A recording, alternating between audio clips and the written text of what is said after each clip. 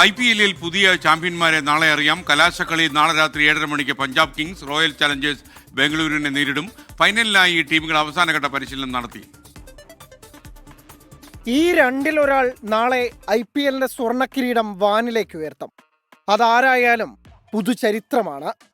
IPL കിരീടത്തിന് ഇതുവരെയില്ലാത്തൊരു അവകാശി വരും. 18 കൊല്ലത്തെ കാത്തിരിപ്പ് കൂടിയുള്ളതിനാൽ കിരീടം നേടുന്നവർക്ക് അതിത്തിരി സ്പെഷ്യലാണ്. വിരാട് കോഹ്ലിയുടെ ഐതിഹാസിക കരിയറിന്റെ പൂർണ്ണതയോ അതോ രണ്ട് വ്യത്യസ്ത ടീമുകൾക്ക് കിരീടം നേടിക്കൊടുക്കുന്ന ആദ്യ നായകനെന്ന അപൂർവ നിയോഗം ശ്രേയസിന് ലഭിക്കുമോ?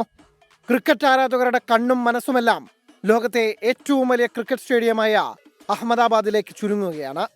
പഞ്ചാബിനെ തറപറ്റിച്ച ഫൈനലിന് നേരിട്ട് ticket എടുക്കുകയായിരുന്നു royal Challengers Bengaluru.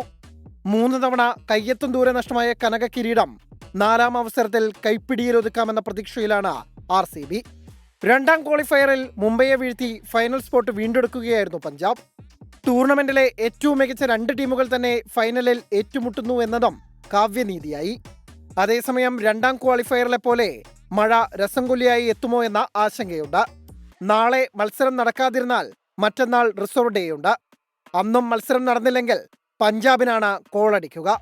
League റൗണ്ടിൽ പോയിന്റ് പട്ടികയിൽ 1ാം സ്ഥാനത്തെത്തിയ പഞ്ചാബ് കിങ്സിനെ ജേതാക്കളായി പ്രഖ്യാപിക്കും.